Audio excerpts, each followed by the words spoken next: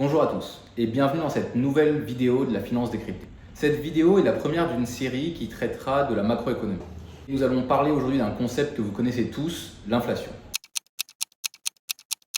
Pour comprendre correctement l'inflation, il faut dépasser l'idée que seul l'indice des prix à la consommation compte. En effet, l'inflation est un phénomène économique qui est alimenté par trois principaux moteurs.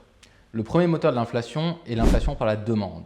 Il s'agit d'une situation économique où la demande est trop forte et où les lignes de production ne peuvent pas suivre. Ainsi, cela crée une augmentation des prix.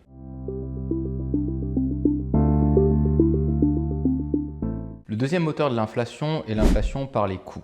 Il s'agit d'une situation où un choc énergétique ou un choc géopolitique crée une augmentation violente des prix des intrants des entreprises. Ces dernières doivent donc répercuter ces augmentations de prix sur les biens qu'elles vendent.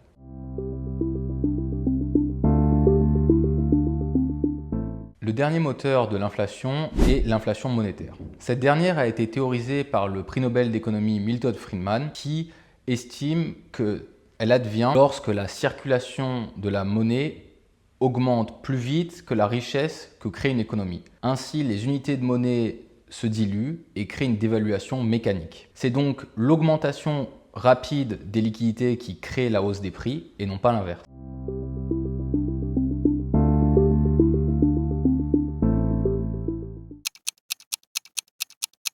L'inflation n'est pas un mécanisme neutre. Il s'agit d'une redistribution asymétrique des richesses. Elle crée des perdants et des gagnants.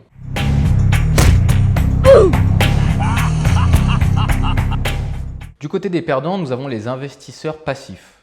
Les investisseurs restés en cash ou ceux qui détiennent des obligations à taux fixe. En effet, ils seront remboursés d'une valeur dépréciée par rapport à leur investissement de base. Chez les gagnants, nous avons l'État, car cela lui permet d'augmenter son PIB nominal par rapport à cette dette nominale et donc de réduire le déficit public. Les banques centrales utilisent le mécanisme des taux directeurs. Si l'on prend l'exemple de la BCE, elle a comme mandat de conserver une inflation à 2%. Pourquoi 2%? Car c'est le point d'inflation qui permet de créer de la croissance tout en permettant de conserver une confiance dans la monnaie. Cependant, lorsque la machine s'emballe, cette dernière doit augmenter ses taux directeurs. Cela rend le refinancement plus cher et donc mécaniquement réduit la consommation et permet de faire refroidir l'économie, de faire refroidir la machine qui est en train de surchauffer.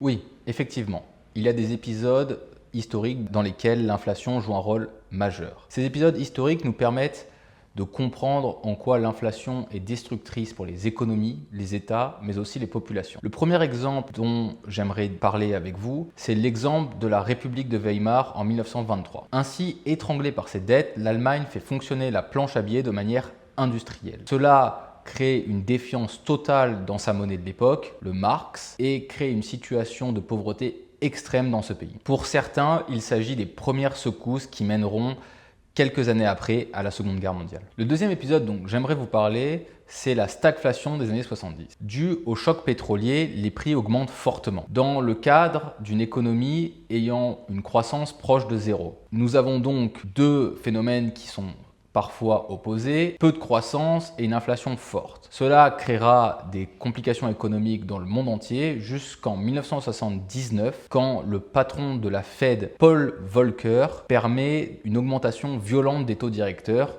jusqu'à 20%. Cela permettra donc de refroidir l'économie, de refroidir la machine comme je vous en ai parlé précédemment, mais créera une récession. Cependant, en faisant cela, Paul Volcker crée un précédent qui est aujourd'hui utilisé par toutes les banques centrales pour juguler l'inflation. Le troisième épisode dont j'aimerais vous parler est bien plus proche de nous.